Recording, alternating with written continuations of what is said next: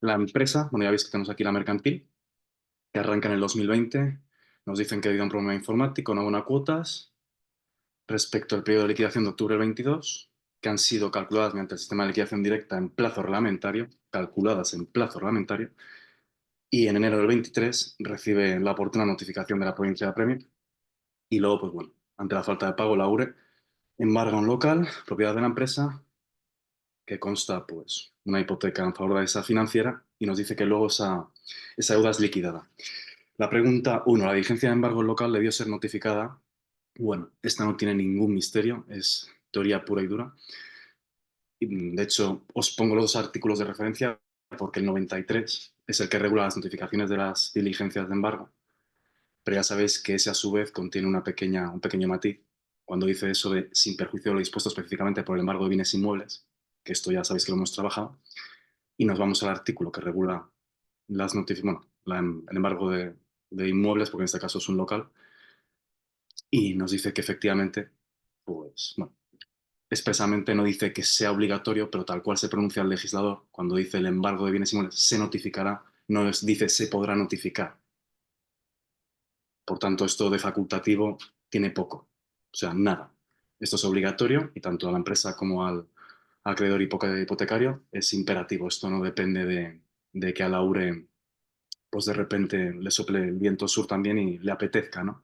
No, esto es obligatorio. Por tanto, aquí esta está bastante clara, no tiene mayor inconveniente. 2, la empresa quiere contratar a Maximiliano y nos dice que inicia la actividad el 3 de octubre. Por el desarrollo de su trabajo va a recibir esos importes que vienen ahí.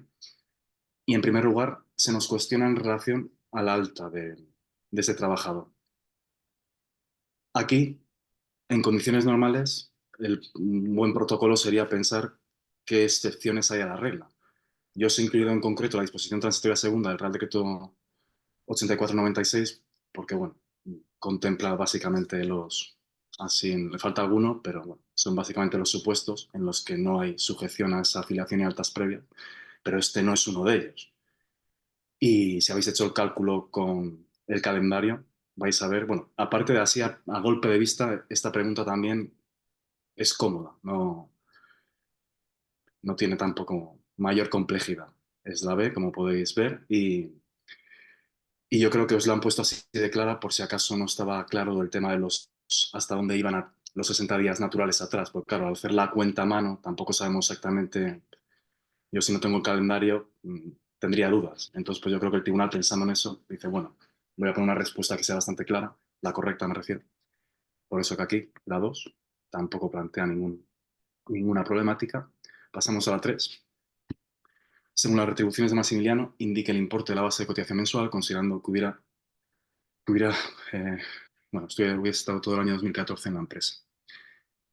Como veis, os pongo en la resolución los distintos conceptos que son los que se incluyen. El salario de 1.200 euros, el complemento de productividad mensual de 100 euros, porque expresamente enunciado.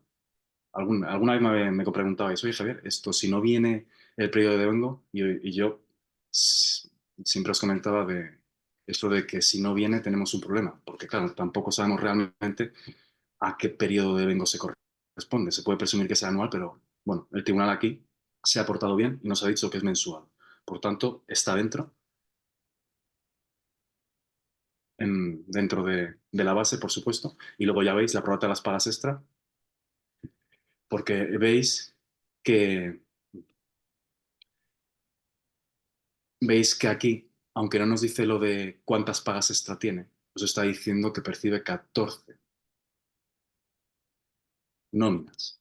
Por tanto, ya nos está diciendo de facto, de forma indirecta, que son dos pagas extraordinarias, que son las que, en virtud del Real Decreto Legislativo de 2015, por el que se regula el Estatuto de los Trabajadores, que es el que os incluyo aquí en el artículo 31, expresamente dice que es la garantía mínima. Ya sabéis que el derecho laboral opera como un derecho de mínimos y, bueno, aunque no lo supiésemos, pues no tenemos por qué para la oposición realmente saberlo, pero bueno, el tribunal creo que también aquí en esta pregunta se ha portado bien, nos ha dicho las pagas que son 14. Por tanto, la prorrata sumamos las dos extras, 2.400 entre 12 o 1.200 entre 6 y tenemos la base de cotización mensual, 1.500. Seguimos con la 4. Tenemos otra vez de nuevo a la empresa que decide trasladar a Maximiliano Rubín a la delegación que la empresa mantiene en Ciudad del Cabo, Sudáfrica. Fijaros que aquí en alguna ocasión me decías, pero Javier, ¿tú crees que van a meter algo de internacional? Y yo os decía, a ver, no hay derecho internacional social en el temario, pero es una situación asimilar alta, y como es una situación asimilar alta y eso está expresamente incluido dentro de las rúbricas de alguno de los temas, os dije, no me extrañaría. Y fijaros, tracatra, aquí está. Y, y en cualquier caso, el tribunal se ha portado súper bien con esta pregunta, porque lo de qué situación asimilar alta, en cualquier, ya sabéis, el artículo, los que os pongo ahí, el 166 y el 36 de la Ley General y Real Decreto 84/96 respectivamente, siempre son unos clásicos y ya sabéis que los contemplan como situación asimilar alta y, y aparte os incluyo la orden ISM que regula esta situación asimilar alta desde hace bien poquito, la 865/2023. En alguna ocasión también, no os he dicho que sea especialmente relevante, pero Es que no lo para, había oído. Sí. por ahí, Ya, ya, pues no. Vamos a ver. Vamos a ver. lo que os decía, que bueno, esto hay muchas formas de confirmar o cotejar que efectivamente esto es una situación asimilada a la de alta. Es que además, baja temporal, baja alta de pleno derecho,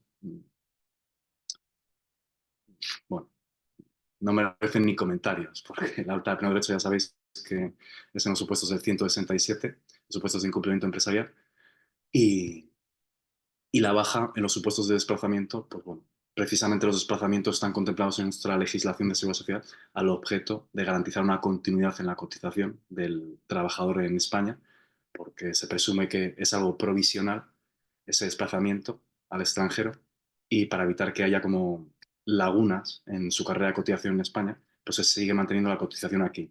Es lo que normalmente los reglamentos comunitarios en el ámbito de los Estados miembros de la Unión Europea es lo que hace el reglamento 883 del 2004 o el 987 del 2009 o 988 del 2009. Todos abordan el tema de la coordinación de los sistemas de seguridad social y lo hacen al objeto de que cuando hay un desplazamiento en el país al que te desplazas no se cotiza, se mantiene la cotización en el país de origen y esta situación asimilada alta opera de esa manera.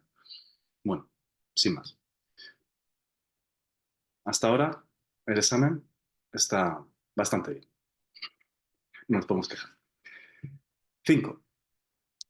La empresa solicita la práctica de liquidación de las cuotas del mes de septiembre de 2024, el día 20 de octubre del 24, recibiendo el 21 de octubre del 24 comunicación de la tesorería donde se informaba que la liquidación de cuotas no ha podido practicarse por la falta de las bases de cotización de los trabajadores incluidos en la liquidación.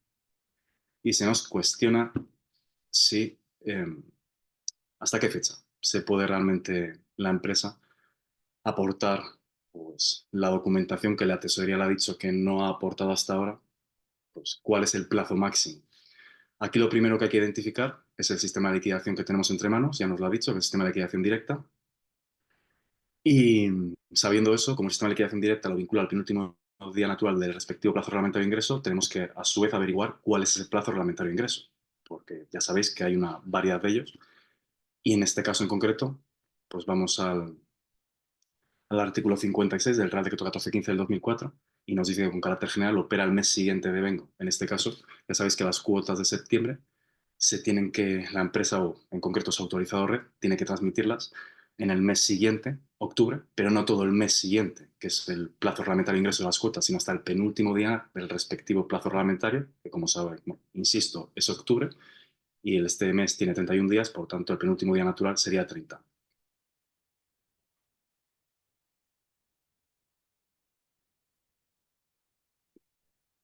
Precisamente por eso, Elizabeth, es que aquí si tenéis claro cuál es el plazo reglamentario, no es difícil que os cacen. Sí, no, tampoco esta pregunta yo creo que está bien planteada. No tenemos los datos suficientes para abordarla. Prosigo. 6. Indique en relación con la providencia de premio notificada el día 11 de enero de 2023 si la actuación de la Tesorería de la Social es correcta ante la ausencia de la reclamación previa de deuda. La reclamación, bueno, la providencia del 11 de enero del 23 deriva a su vez de una falta de ingreso de unas cuotas de octubre del 22, respecto a las cuales el enunciado nos dice expresamente que han sido calculadas mediante el sistema de liquidación directa en plazo reglamentario. Por tanto, lo que nos está diciendo es que están correctamente calculadas, porque ahí lo está diciendo, que han sido calculadas mediante el sistema de liquidación en el plazo reglamentario. Entonces hay que presumir que están, pues eso, bueno, se ha liquidado adecuadamente o conforme a la norma y simplemente además el enunciado, para más INRI o para confirmarnos si tenemos alguna duda, nos dice que la empresa no abona las cuotas y nos dice el problema de esa falta de ingreso y es debido a un problema informático. No es que, pues eso, que la tesorería no lo haya devuelto a liquidación o haya habido pues, bueno, alguna otro tipo de incidencia. Es simplemente el problema informático porque la tesorería ya la ha devuelto a la liquidación. Por tanto, se han cumplido las obligaciones de transmitir y en estos casos, como bien sabéis, opera el artículo 85 del Reglamento General de Recaudación, el cual nos habilita, pues precisamente para que, bueno, habilita a la tesorería para que emita directamente, dice, providencia a premio en estos tipos de supuestos. Y eso significa que no hace falta que venga precedida por reclamación de deuda o acta de liquidación.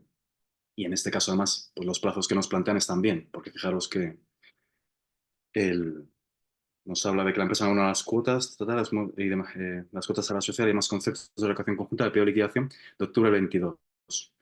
Y recibe, pues bueno, la notificación el 11 de enero del 23. Es una fecha plausible de recepción de esa notificación, porque aquí, no, aquí lo que operaría pues es directamente, ya sabéis, en base al artículo 30 del original, el primer mes siguiente al de transcurrir el plazo reglamentario se recargaría con un 10% y a partir del segundo es un 20%. Por tanto, bueno, aquí clásica aplicación del artículo 85 del Reglamento General de Recaudación. En cualquier caso, fijaros que hasta el tribunal yo creo que también se ha portado aquí, a mi juicio, muy bien, porque en la letra os dice es necesaria siempre la previa reclamación de deuda. Ya sabéis que eso es mentira. Eso es rotundamente falso.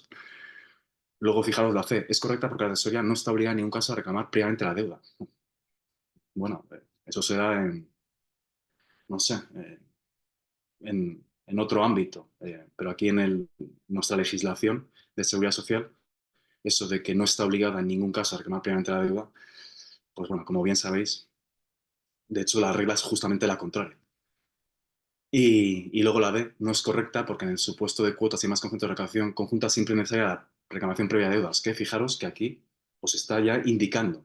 Esto es un poco el formato que a veces os hago yo de preguntas-respuestas, de que básicamente os pongo algunas, que bueno, os pongo tres respuestas que son tan claras, de erróneas me refiero, que vais directamente por descarte a la correcta. Y esta, a mi juicio, esta pregunta 6 pues si aún hubiese algún tipo de duda o de confusión con el enunciado, pues no, sí, ya.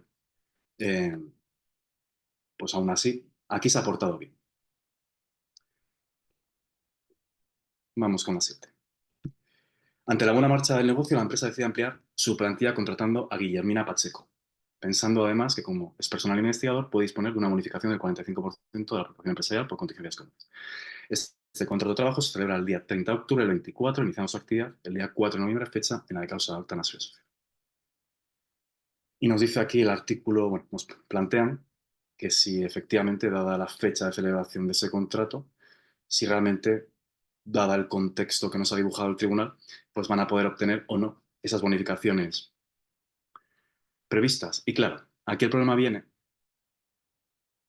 de esto de aquí, que el tribunal, a mi juicio aquí, normalmente está incorporando todos los datos y aquí pues calla, ¿no? Es como un silencio de estos elocuentes, que se puede decir, porque deja la situación como en incumplimiento, porque ahí la tesorería ha devuelto la liquidación, no. A ver, yo creo que no, esta no, a mi juicio no creo que sea impugnable. No lo veo. Aunque no hayan puesto los datos, porque yo este tipo de planteamientos creo que también los he hecho y, y para mí tal cual lo hace el tribunal, para mí es correcto, porque porque efectivamente si no nos dicen nada más, no podemos entender que ha habido un cumplimiento posterior de la empresa porque no nos lo dicen. Entonces, a mi juicio está bien planteado el enunciado con la pregunta, pero bueno, yo no soy aquí el oráculo y, y podéis intentar impugnarla. Por supuesto que sí. No lo veo yo realmente plausible, pero oye, por intentarlo que no quede. Si veis que os perjudica, pues oye, adelante. Pero vamos, no a esta no la veo mucho recorrido.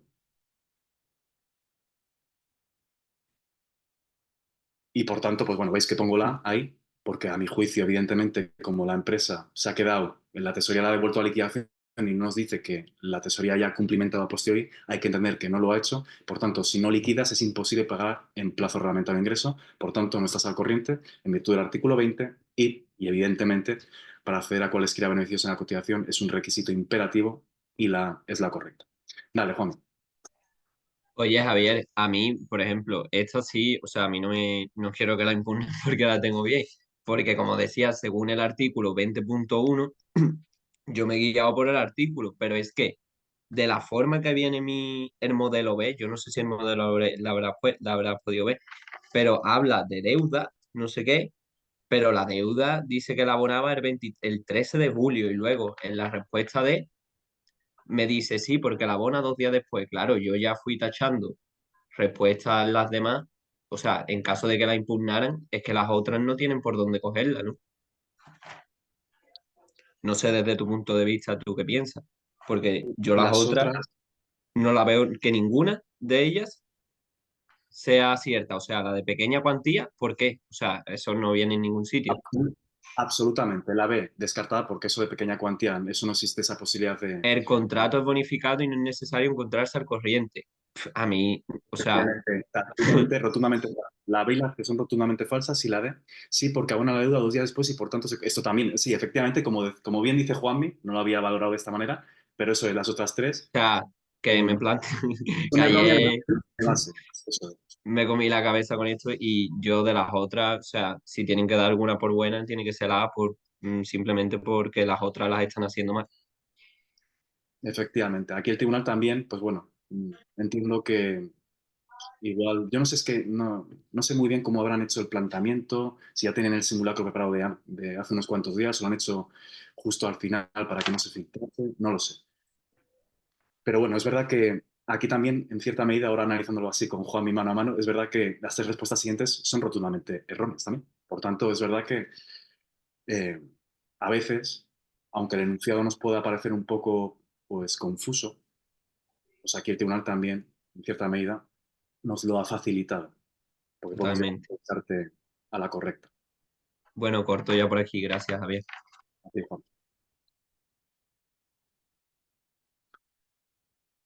Y ha comentado una cosa por allá, Ana, de que en la respuesta en las preguntas de reserva viene esto, bueno, como viene como los datos, ¿no? Pero claro, si realmente vienen las preguntas de reserva, que además vienen como desconectadas, porque viene como numeradas 1, 2 y 3, a mí no se me ocurriría meter un dato en una pregunta de reserva relevante de cara a una pregunta de las 15 de las 15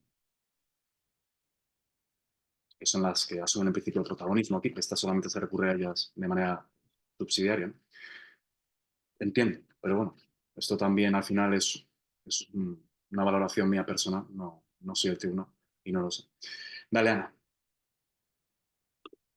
Javier, yo creo que lo que ha pasado es que habrán hecho el simulacro completo, todas las preguntas, y posiblemente luego han seleccionado las que querían poner de reserva y se le ha quedado ese enunciado ahí un poco detrás, que no tiene mucho sentido, pero que se refiere claramente a eso porque encima habla de lo de que paga la deuda 2 días después. No sé decir que el enunciado ese es tal cual, debería de salir antes de la otra pregunta. Entonces, yo no sé si se lo contemplarán como impugnable por haberlo puesto más tarde, pero que en realidad el dato está, o vuelva a decir, bueno, a ver qué te digo el supuesto entero. No lo sé, pero yo creo que posiblemente sea que eso iba a ir antes y luego seleccionaron las que quisieron de reserva o lo que sea y ya se le ha dejado de la valla, no sé. No sé si en el B también aparecía así, yo me tocó el A. Porque tú dices, Ana, que los datos vendrían en relación a esta pregunta. 7 vendrían... En la primera de reserva, justo la en lo que primera. viene antes, dice la empresa, la misma empresa y cuenta todo eso. Que ahí se ve que efectivamente sí que tenía deuda. Ah, pero bueno, es que estoy poniendo ahora en relación una pregunta con la otra. En el enunciado que estamos utilizando para la pregunta 7, nos dice que la empresa solicita la práctica de liquidación de cuotas del mes de septiembre el 24 en octubre. Y aquí nos dice que recibió el 10 de octubre de 2024 una reclamación de deuda por unas diferencias de cotización del mes de marzo del 24. ¿Por qué me dices que conecta si esto es del mes de marzo? Y la deuda de aquí es respecto a la liquidación de cuotas del mes de septiembre. Claro, porque nos está diciendo que quiere contratar a alguien en octubre y no se puede aplicar la bonificación si tiene deuda. Y aquí nos está diciendo que efectivamente tiene deuda que se le reclamó el día 10 y que abonó el día 6 de noviembre. Entonces, el día 30 de octubre, cuando quería contratar a esa persona, tenía deuda. Yo lo veo así. Y encima, una de las respuestas, la D del número 7, dice, espérate, porque abona la deuda 2 días después. Y a ver qué es lo que ponía aquí. No, yo vi claramente que era lo mismo. No sé. Es que tampoco... Es verdad que las fechas están... A ver, yo, tal cual lo estoy viendo, fijaros que, poniendo en relación un enunciado con otro, que no creo que el tribunal esté pensando en, a mi juicio, que esté pensando en que haya que coger algún tipo de dato de esta pregunta de reserva. Yo no lo creo. Porque veis que en septiembre del 24 son cuando se devengan las cuotas y el día 20 de octubre es cuando la empresa remite la liquidación y la tesorería se devuelve el día 21 de octubre. Porque estamos en liquidación de respecto a las cuotas de septiembre. Y aquí en esta pregunta dice que la empresa, al menos en la que yo tengo aquí delante, en el número, vamos, en el foro, creo que este es el A, sí. Dice que recibió la empresa el 10 de octubre del 24 una reclamación de deuda por unas diferencias de cotización del mes de marzo del 24, que abonó el día 6 de noviembre ante transferencia, data. Pero claro, para mí estas deudas para mí están como desconectadas una de la otra, porque una es respecto a las cuotas del mes de septiembre 24, que se liquidan, si se pueden liquidar, o sea, una reclamación de deuda de aquí,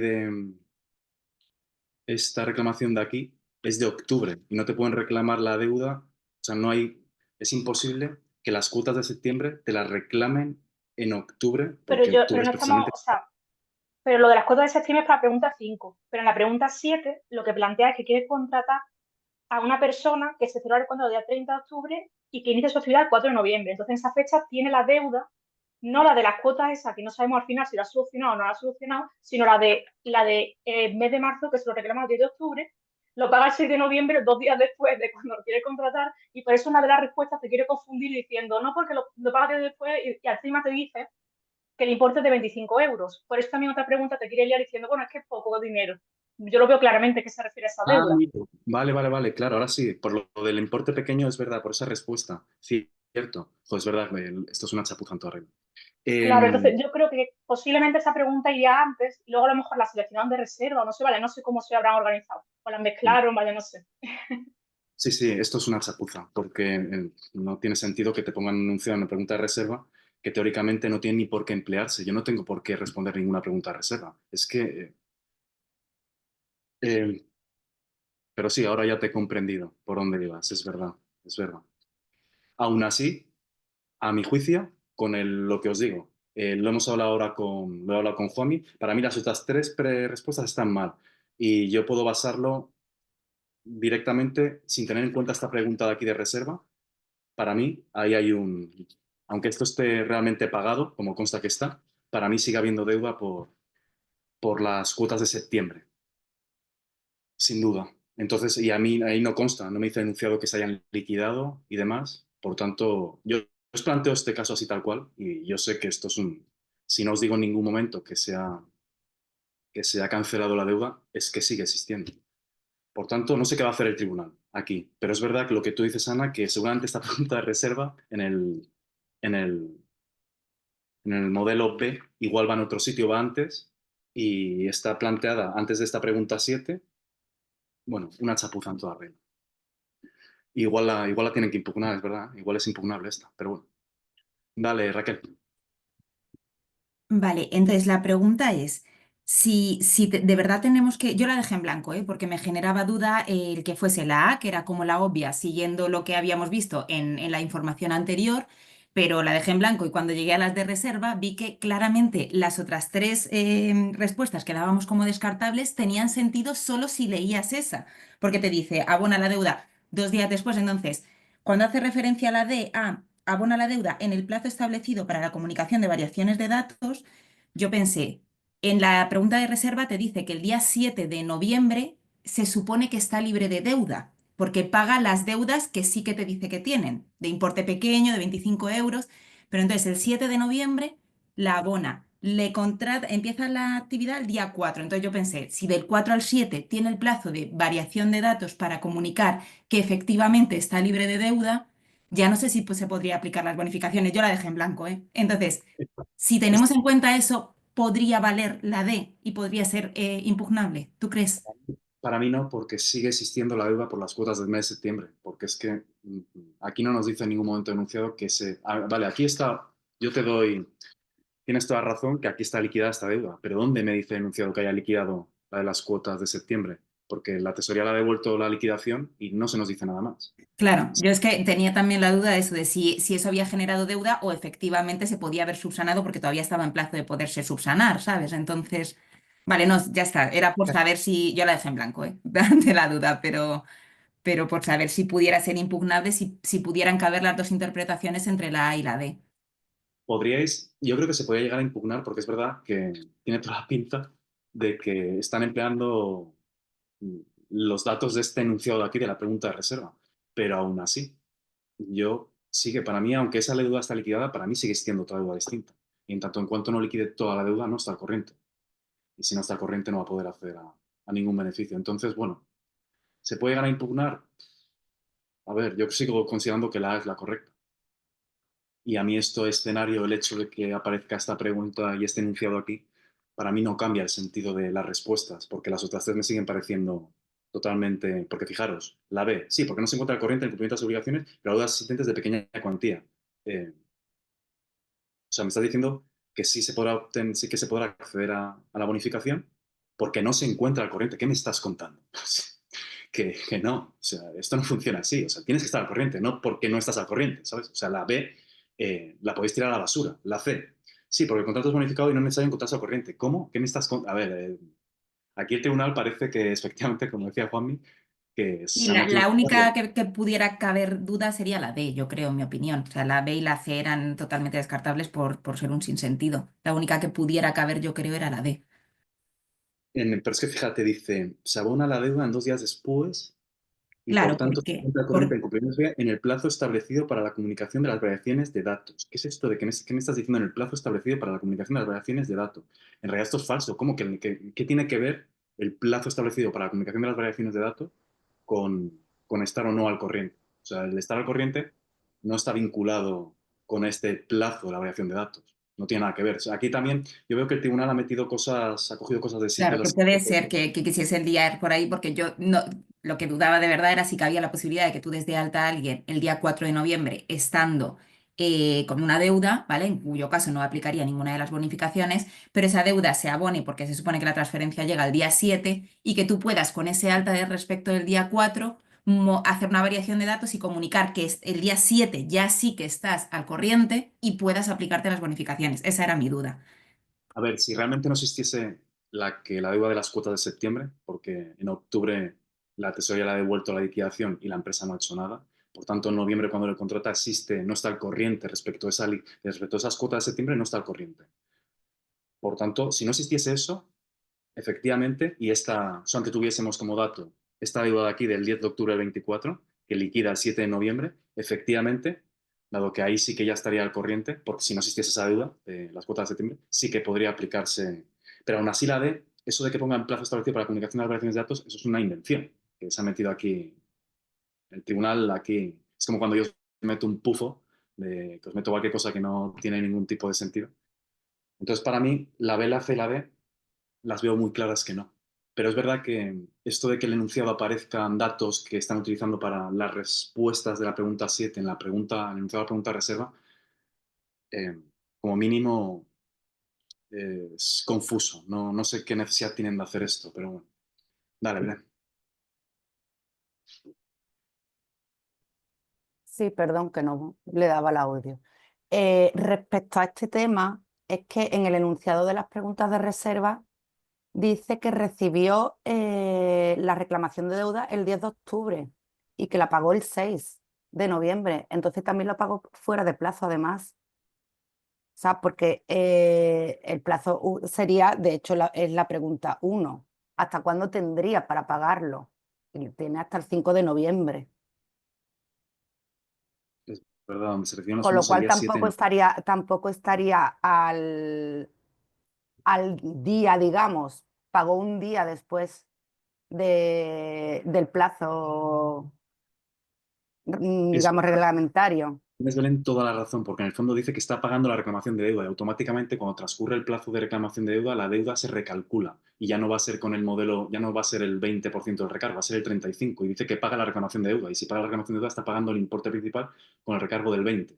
Claro, es Tal que cual. eso, digo, es que lo Efectivamente. paga, pero bueno, lo paga porque ellos dicen que lo pagan, pero lo pagan mal, porque lo pagan fuera de plazo. Absolutamente. Muchas gracias, Belén, porque eso todavía pues, lo pone aún más claro que la respuesta correcta es la. Dale, Raquel. Hola. A ver, Bueno, pero independientemente de que es verdad que la reclamación de deuda la paga un día después y llega o 2 días después, la paga fuera de plazo, independientemente de eso tiene deuda antes y después, ¿vale? Y el tema que comentaba Raquel de la variación de datos, no sirve ese razonamiento porque tú tienes que estar al corriente de pago en el momento del alta, independientemente que luego tengas 3 días para cambiar, modificar algún dato del alta. No sé si me explico. perfectamente. O Fijaros sea, que bueno, aunque tú tengas es 3 días para eliminar una alta consolidada o para hacer cualquier tipo de variación y demás, el alta es el día que es el día 4. Y el día 4 tenía deuda. Y sí que es verdad que esta pregunta está conectada con la de reserva, eso sí. pero bueno, en cualquier caso, bueno, muchísimas gracias, En Raquel, cualquier caso, aunque es verdad que yo creo que es un error, que está conectada con la de reserva, es un error al ponerla, en relación con la deuda que nos aparece previa, la respuesta correcta es que las otras 3 no tendrían sentido. absolutamente. Por eso no merece aquí la pena. Si queréis poder intentar impugnarla por el hecho de que la conecte, podría ser una vía, porque eso igual la hace susceptible de impugnación, no lo sé. En cualquier caso, a mí me parece que sigue siendo muy claro. Que sigue siendo clara la A totalmente. La ley. Vale, hola. Una pregunta tonta. Yo la he tenido bien, pero bueno, la he tenido bien por descarte en realidad. Pero si nos dan datos para esta pregunta, no nos pueden dar datos de las preguntas de reserva. O sea, nosotros nos tenemos que fiar de los enunciados que tenemos, ¿no? No vamos a leer todo el examen para ver si hay algún dato para responder la respuesta 3. A ver, normalmente hay que leer los enunciados completos, pero no, es que teóricamente lo de reserva está para por si acaso. Lo que no tiene sentido es Eso, que haya datos relevantes para la resolución del supuesto de las 15 preguntas en los enunciados de reserva. Es que eso claro. es, vamos, yo creo que el tribunal no puede estar realmente intentando plantear ese tipo de escenario. Es que no lo veo posible que realmente ellos, a conciencia, hayan metido esa pregunta ahí Sí, sí. para que tengamos que mirar las preguntas de reserva de enunciado de cara a una pregunta de las titulares. Que yo no creo que Por eso es realmente. que no tiene mucho sentido eso. Vale, pues nada, era solo eso. Gracias. A tema. 8. Carolina Marcos, trabajadora de la empresa Señor del Alaje desde hace 2 años con un contrato a tiempo completo, ha tenido 2 hijos, el 13 de agosto ha decidido disfrutar inicialmente solo de las 6 semanas obligatorias tras el parto para disfrutar las semanas restantes de la prestación por nacimiento y cuidado del menor más adelante. ¿Hasta qué día podrá disfrutar de la prestación por nacimiento y cuidado del menor como máximo? Bueno, esta pregunta tampoco tiene mucho misterio. Ya veis que el artículo 48.4 del Real Decreto Legislativo, que es al que tenemos al que recurrir para completar el tema de los descansos con el tema del subsidio económico de la prestación de nacimiento y cuidado del menor, dice expresamente que hasta que el hijo cumpla los 12 meses. Y como nació el 13 de agosto, pues del 24 hasta que cumpla 12 meses será el 13 de agosto del 25. Como fecha máxima. 9. Alejandro tiene un contrato con señor de Alaje con una antigüedad de 3 años y 4 meses. Se ha emitido en su favor un parte baja por contingencias comunes con fecha de 10 de septiembre del 23. Y el 10 de octubre del 24 ha sido de alta médica por curación. Sin embargo, Alejandro no está de acuerdo con esta alta médica y ha decidido presentar su disconformidad. Bueno, aquí no tiene tampoco mayor misterio. Ya sabéis que tenemos dos. En la incapacidad temporal hay un momento en el que cambia toda la panorámica, que son los 365 días. Hasta ese momento, en base al Real Decreto 625 del 14, sabéis que pueden intervenir cualesquiera entidades en función de quién ostente la competencia o en función de con quién la empresa pues, se haya asociado de cara a la cobertura de las contingencias profesionales y la IT en contingencia común. Pero a partir de esos 365 días, aquí ya no hay nada que pensar. Ya sabéis que es la inspección médica del servicio del INS en concreto, porque es el único entidad gestora. El ISM no tiene un MEDI, como tampoco tiene EBI, por lo tanto la B es la correcta. Esta es la que para mí es absolutamente impugnable. Para mí esta está mal planteada, porque en concreto, si os fijáis, dice que el alta se lo dan un año y un mes después, el 10. Se lo dan, el inicio de la baja es el 10 de septiembre y el 10 de octubre del 24, un año y un mes después, pues dicen que el señor plantea una disconformidad. El señor no tiene por qué saber cuál es el medio impugnatorio correcto, no pasa nada. Aunque lo llame disconformidad, nosotros le vamos a dar el trato que se merece en función de su verdadera naturaleza jurídica, que es lo que dice la Ley 39 de 2015. ¿Y qué es esto? Esto es una reclamación previa como la copa de un pino.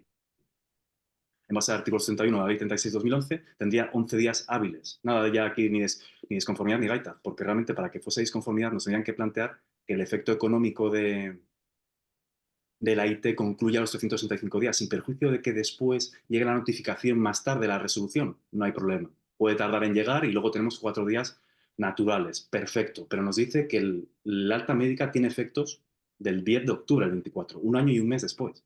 Ahí no se puede plantear el disconformidad. Por tanto, a mi juicio, esta yo he puesto la D porque evidentemente no hay otra, pero esta no creo que prospere. No creo. Vamos, no sé, me dedicaría a otra cosa ya, si Dan está como buena.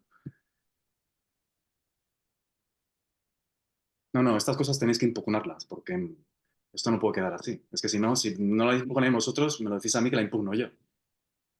Bueno, dale, Antonio. Sí, bueno.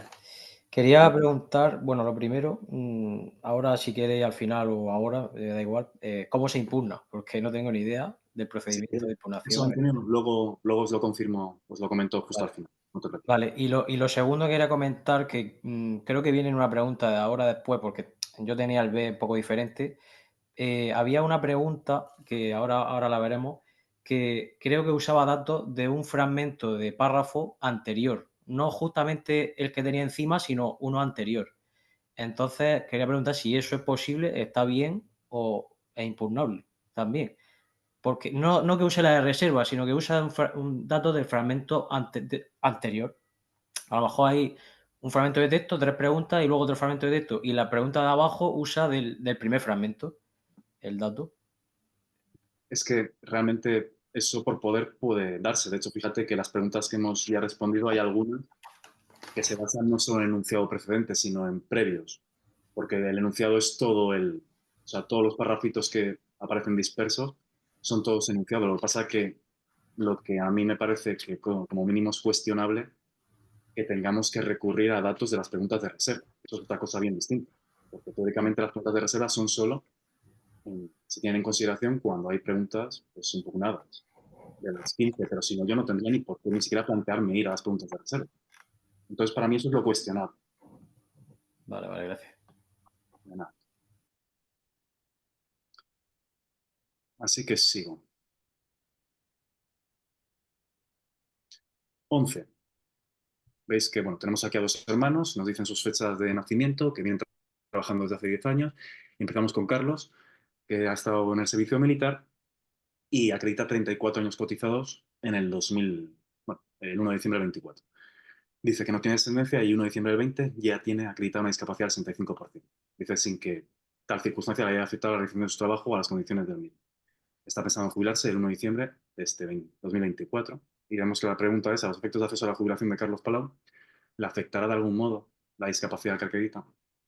Aquí la clave es que, efectivamente, en función de la modalidad por la que se nos pregunta, esto tiene relevancia o no. Porque no es lo mismo que nos planteasen una jubilación anticipada voluntaria que una jubilación en abstracto, porque cambia el contexto. Pero en este supuesto, vinculando la pregunta 11 con la 12, donde sí en la 12 nos aclaran, o el tribunal sí que identifica la modalidad de jubilación porque no lo hace el enunciado, en la 12 sí que nos dice que es jubilación anticipada voluntaria. ¿Por qué? Porque el enunciado no lo hace. El enunciado nos dice que tiene interés en jubilarse, pero no nos dice qué modalidad.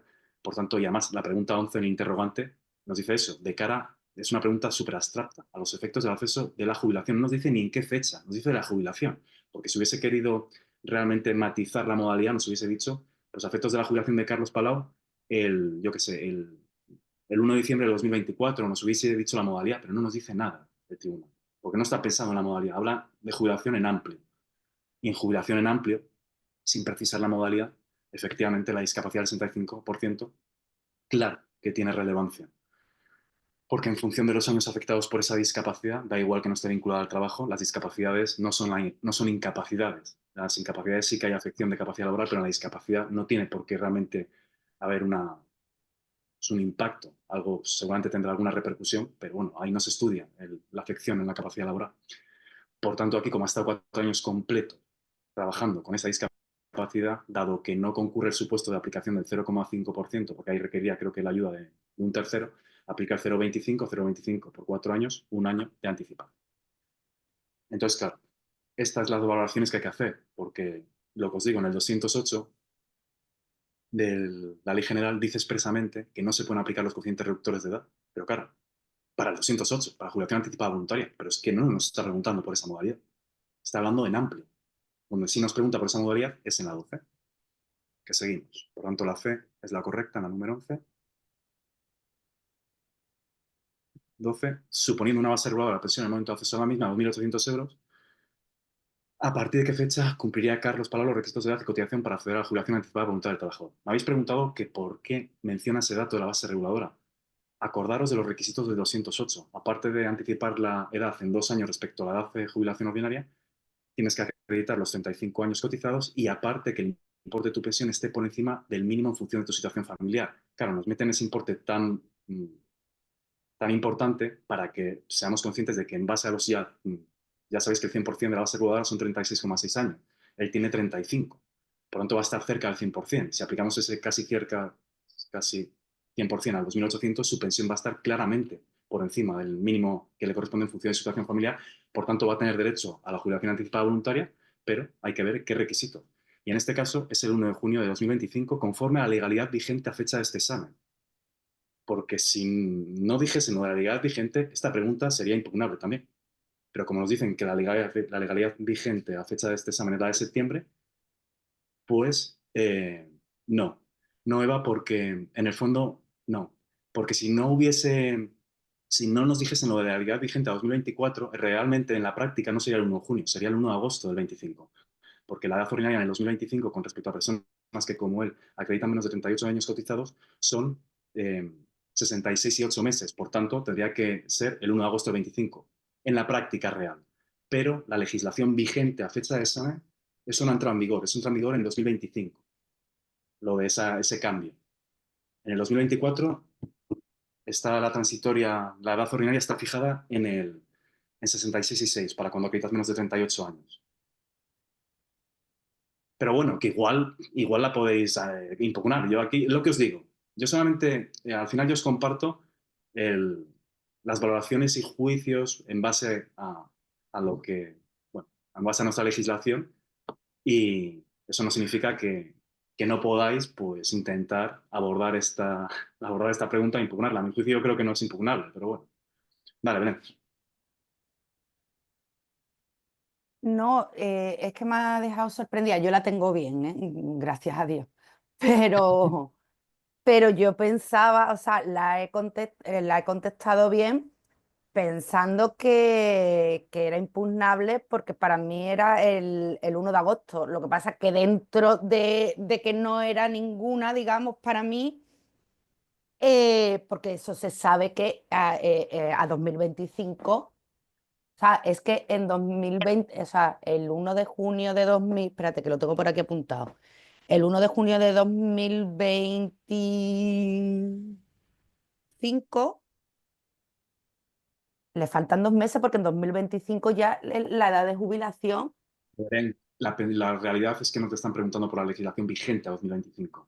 No te están preguntando por esa legalidad. Por eso el tribunal mandó esa nota y dijo, lo que tenéis que saber es lo vigente a septiembre o octubre del 2024 y eso entra en vigor en 2025. Si Ah, no, bueno, pues genial, vamos, que la tengo bien, pero que, claro, que en genial, que septiembre. pensaba que sería impugnable, vaya, totalmente. Vale, gracias. Pues, fíjate que yo también me he hecho esos planteamientos. Digo, esto es impugnable, realmente no. Por eso que os estoy compartiendo y que Eva por ahí os confirma que la legislación vigente es a 19 de septiembre. Y a fecha de 19 de septiembre esto no ha entrado en vigor. Porque lo de 2025, las transitorias, esas previsiones que contempla, a medida que se va avanzando en años, es cuando se entra en el 2025. En este caso, todavía no hemos llegado. Por tanto, con la legislación a 2024, el 1 de junio de 2025 es correcto, aunque en la práctica real no es cierto. Pero vale, Juan. Pero Javier, yo por legislación vigente lo que entiendo es lo que está vigente a día de hoy. O sea, lo que haya salido en octubre no me lo tengo que estudiar. O sea, entonces cuando yo haga un examen de gestión, no me va a preocupar de la fecha de 2025, bueno, de 2020, de 2026, 2027. O sea, me quito un peso de encima con eso. O sea, yo para mí esto no es así. Porque yo tengo que saber la fecha es la de 2025 y eso, aunque no sea, o sea, sí es legislación vigente en el sentido de que sí está publicado, o sea, eso es una transitoria que año a año se va a ir modificando, pero que Pero sé lo que pasa, está Juan, que en la ley que se encuentra ahora mismo vigente. O sea, para mí esto, no sé, esto no lo veo. me preguntan, Juan, por la base reguladora de jubilación, ¿qué vas a decir?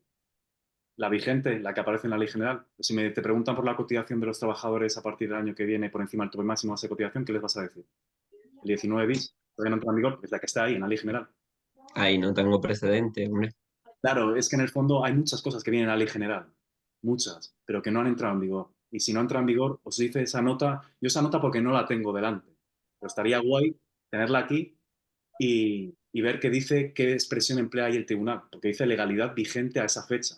Y estas Sí, cosas, legislación vigente las a fecha de 19 de septiembre. claro, las transitorias van entrando en vigor a medida que van pasando los años, no antes.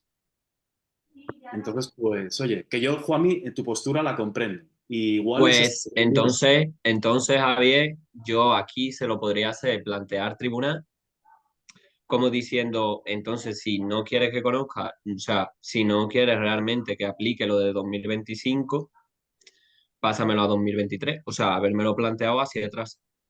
Ya está.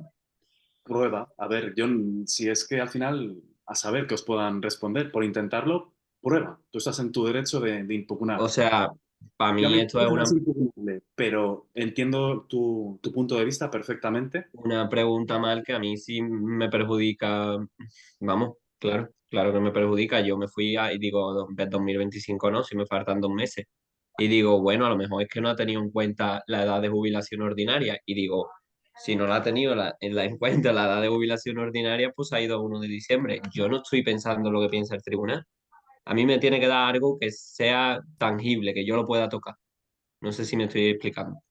Y yo esto no lo puedo tocar. O sea, yo no puedo pensar que el tribunal esté pensando que en 2025 se va a jubilar con 66,6. Es que entonces tú lo estás haciendo mal. O sea, me No, estás no, tal cual, tal enseñando cual. mal. Lo sé, lo sé. Por eso yo os he matizado esto, que para mí en la práctica real esto está mal, pero con con la nota esa de legislación vigente a 19 o 17 de septiembre de 2024, pues es lo que tiene. Esa legislación vigente a esa fecha no es la de 1 de enero del 2025, no es la misma. Ya, La 1 de no, enero del 2026. no, Entonces, pues, ya, ya.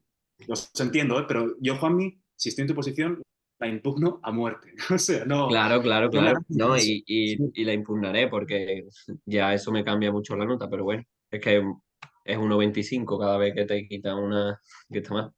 Yo también la voy a impugnar, ¿eh? Porque estoy de acuerdo con Juanmi. Pues adelante, ahí tenéis que a cada uno a pelear por lo suyo, está claro. Dale, Silvia. Hola, buenos días. Claro, yo estoy, o sea, en esas con Juanmi porque yo la dejé en blanco, es la única que dejé en blanco del examen porque me descuadraban los datos, o sea, yo perdí 20 minutos en el examen precisamente en calcular, nada me cuadraba.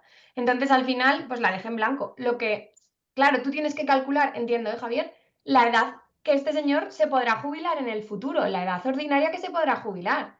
Si tengo que calcular la edad ordinaria que se podrá jubilar en 2025, 26, 27, no puedo calcularlo sobre la base de lo que se va, o sea, de lo que aplico en 2024, porque entonces lo estoy calculando mal, ¿no? Sí, sí, sí, tal cual. Por eso yo os distingo entre examen y realidad práctica. El examen, legalidad vigente a septiembre del 24, no es la legalidad vigente a 1 de enero del 25. Claro, sí, sí, o sea, yo, además es que esto lo he trabajado mucho porque me costaba mucho hacer los números de cara a calcular la edad ordinaria futura para descontarle 2, o sea, o 4 en el caso que fuera, ¿vale? Pero a mí me costaba mucho y esto lo había trabajado un montón y a mí el examen me descolocó precisamente por eso, porque yo no veo que ahí se pueda calcular la edad correcta ordinaria en la que se va a poder jubilar este señor en el futuro. Para mí también el tribunal ha metido la pata. No La debería. podéis impugnar, ¿eh? Que a mí me va bien, la reserva primera la tengo. Para Bueno, mí, yo entiendo que aunque yo no la haya contestado, se puede impugnar, ¿no? claro, claro, por supuesto. Vale. Pero vamos, que para mí yo comparto con vosotros que lo ideal hubiese sido que no hubiese planteado como lo que la jubilación tiene lugar en junio del 25, o sea, en la anualidad del 25. Lo ideal hubiese sido que todo hubiese quedado en el 24 para evitar este contencioso aquí que tenemos entre manos. Pero Claro, bueno, lo yo que dice Juanmi, que me hubiera planteado la fecha a 2022, la edad ordinaria de jubilación fuera 2024, y entonces sí que puedes retrotraerte, pero en este momento y con estos datos no es viable. O sea, bueno, no lo sé. habría correcta, tal cual no habría correcta. Por eso es que el tribunal realmente está pensando que la correcta es la B, porque realmente es que con la legalidad vigente, tristemente, es correcta. Es lo que hay. Yo la dejé en blanco porque de verdad que no cuadré nada, o sea, no acababa de cuadrar nada. Vale, gracias. Nada, sí. 13. ¿Podría jubilarse Clotilde Palau el 5 de diciembre de 2024? Bueno, de Clotilde ya sabemos que tiene la edad ordinaria. Aquí la problemática reside en que el enunciado nos plantea que tiene 14 años y 6 meses, pero luego nos da unos datos adicionales claro, que evidentemente son pues, súper relevantes, porque son lo que determinan la posibilidad o no de acceder, en su caso, a la prestación. Y en este caso, veis que marco como correcta la D, el 5 de diciembre del 24, porque en el 5 de diciembre de 2023 es imposible, no, porque aparte que tendría no 14 años y 6 meses, tendría 13 años y 6 meses, ya le estaríamos quitando un año y aparte con lo del periodo asimilado cotizado por el 235, no le daría. Entonces, ya sabéis que aquí, a diferencia del 236 de esta misma ley general, me lo tengo por aquí, no matiza que estos 112 días por cada parto de un solo hijo no se utilicen a efectos del periodo mínimo de cotización, cosa que sí menciona el 236. Por tanto, como el 235 no lo hace, es que se utiliza todos los efectos, incluido el periodo mínimo, y por tanto 112 más 112, 224, sumamos a los 14 y 6 y supera los 15 años necesarios para poder jubilarse el 5 de diciembre de 2020. Porque tiene 67, tiene la edad ordinaria, claro. Así que, y aparte tiene la carencia específica de 2 en los últimos 15 porque viene trabajando desde hace 10 en la empresa.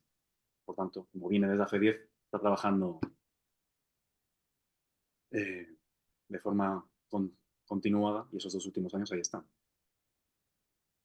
Pero no está trabajando. Claro, pero es que precisamente, Irene, esa es la clave.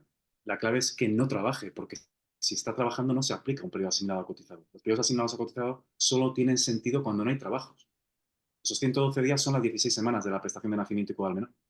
Si hacéis los cálculos, es lo mismo. Y lo que está diciendo el legislador, vale, si no has podido acceder a la prestación de nacimiento y cuidado al menor, y por tanto no se ha cotizado porque no se ha mantenido la obligación de cotizar en base al artículo 6 de la orden de cotización, y se te dan estas circunstancias, vas a tener derecho a ser que te asimilemos ese periodo como cotizado.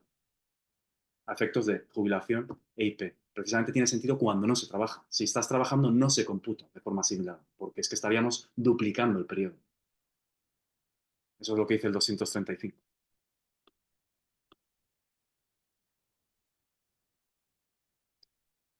Y yo os entiendo también, porque el enunciado tiene, aparte, tiene respuestas confusas, ya esta interacción entre la pregunta de enunciado de reserva con una pregunta con las 7 es una locura. O sea, no. Yo os hago esto y directamente me enterráis. O sea, no. Bueno, sí. 14. ¿A partir de qué fecha? La 15, ok. Otro la 15. La C. 14. ¿A partir de qué fecha Damián Jordá cumpliría con los requisitos de la edad mínima de acceso y años de cotización necesarios para el acceso a jubilación parcial, suponiendo que la empresa cumple con las condiciones que tiene? Aquí simplemente es una pequeña trampuca, porque los 64 años, que son la edad con la que se accede con 25 años de cotización para las personas que acrediten un grado de discapacidad de 33 en adelante, sin embargo, esos 25 años no los acredita cuando tiene 64, que es la pequeña trampuca que tiene esta pregunta. Entonces, pues, al estar atento, pues bueno, uno se da cuenta que es el 15, la que tengo aquí, ¿no? El 14, el 15 de diciembre del 24, que es justamente cuando el 15 de diciembre del 24 acredita esos 25 años, porque en tanto en cuanto no acredita el periodo mínimo de cotización, no puede hacer la jubilación parcial. Y ya, por tanto, en ese momento acredita el periodo mínimo más la edad. 15. ¿Qué antigüedad mínima debería acreditar la empresa para poder acogerse a la jubilación parcial? Aquí que he puesto la C. Bueno, aquí lo de la B acumulados con la empresa, fijaros que yo estoy intentando retorcerme el cerebro para entender qué es esto de acumulados con la empresa. Porque sigo sin entender qué es eso. Acumulados con la empresa. Acumulados, ¿cómo se acumula eso? No entiendo, vamos, yo no entiendo esta respuesta. Pero bueno, afortunadamente están haciendo un copia y pega de la literalidad del 215.2 y bueno, en cualquier caso, la correcta es la C, que es la de inmediatamente anteriores a la fecha de la jubilación parcial, que es lo que expresamente dice el legislador. No. Y dice, Ana, 3 años es un tiempo, deja de estar ahí 3 años después.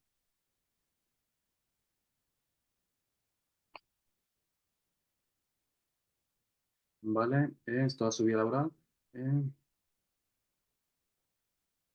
Porque es verdad que ella, situación, estoy interesado.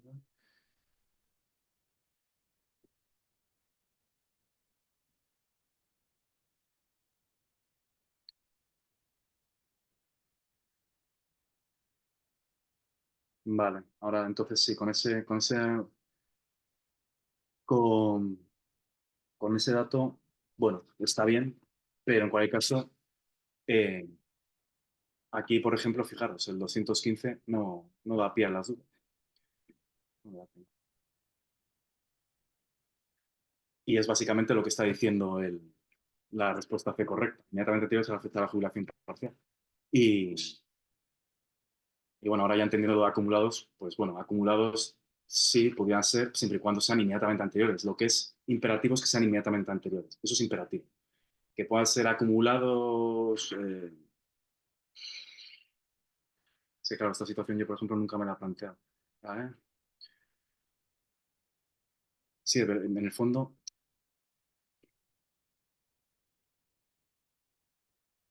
No, yo no he cambiado nada. Yo sigo manteniéndome exactamente en lo mismo. Simplemente estoy intentando valorar aquí para comprender, ponerme en la piel del tribunal, para ver por qué pone lo de acumulados con la empresa.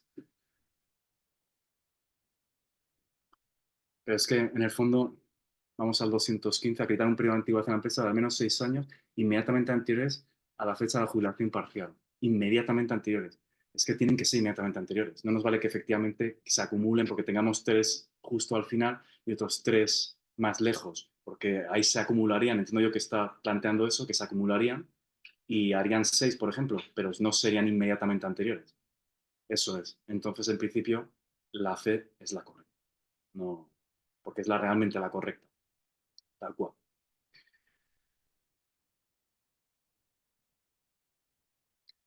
16. Bueno, esta la hemos respondido antes, a raíz de que lo habéis comentado ya en directo, veis que recibió el 10 de octubre el 24 reclamación de deuda por unas diferencias en la cotización del mes de marzo. Y el 6 de noviembre, el 24, hace el abono, el 6, respecto a la recepción de la reclamación de deuda el 10. Se entiende que ahí se está recibiendo la notificación. Por tanto, ya sabéis que como estamos en la primera quincena, no tiene mayor misterio. Además son cuotas, son cotizaciones, porque es veis que dice reclamación de deuda por diferencias en la cotización. Si el tribunal estuviese pensando en algún concepto, objeto de gestión recaudatoria distinto al de cuotas, que también se recaudan en virtud de reclamación de deuda, pero esas reclamaciones de deuda tienen plazos distintos, ya sabéis, el recargo por falta de medidas de seguridad e higiene, las prestaciones indebidas, entre otros, o los capitales coste de pensiones, no lo tendría que decir. No nos lo ha dicho, entendemos que esto es cotización pura y dura, cuotas, plazo normal, 5 de noviembre. No hay misterio aquí. 17. La empresa estatal ha decidido prescindir los servicios de uno de sus trabajadores, concretamente de Juan, no aprobar el contrato temporal. Aquí yo veo que el tribunal ha dicho, no quiero tener que hacer reservas de reservas. Y dice, voy a poner lo más básico que haya. Entonces, pues bueno, aquí ya veis que si finaliza el 5, pues los 3 días naturales siguientes pues no tiene mayor misterio. La C es la correcta. Y luego aquí, simplemente,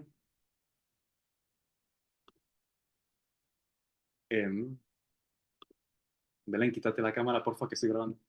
Y luego la 18, simplemente es acordaros de que aquí en esta base reguladora, del mismo modo que sucede con las pensiones de jubilación, por ejemplo, o de muerte y suplencia derivadas de contingencias comunes, se aplica lo de la regla del mes previo. Por tanto, aquí sabemos que si agosto es la fecha de hecho causante, el parto, descartamos julio y nos vamos hasta junio, que es el inmediatamente anterior al mes previo.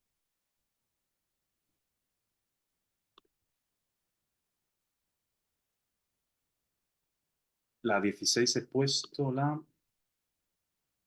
D.